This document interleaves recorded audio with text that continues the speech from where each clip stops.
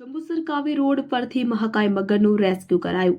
જંબુસર નગરના મામલતદાર કચેરી પેટ્રોલ પંપથી કાવી તરફ જતા રોડ ઉપર રાત્રિના આશરે 11ના અરસામાં મહાકાય મગર આશરે 12 ફૂટનો રોડ ઉપર અડીંગો જમાવી બેઠો હતો।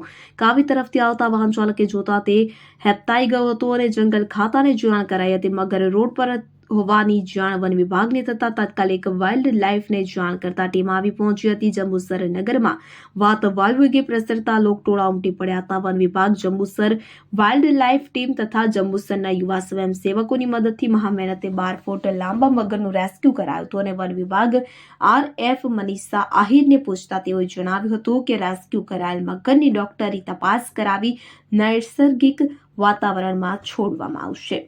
દેવેન્દ્ર મિસ્ત્રી, જંબુસર।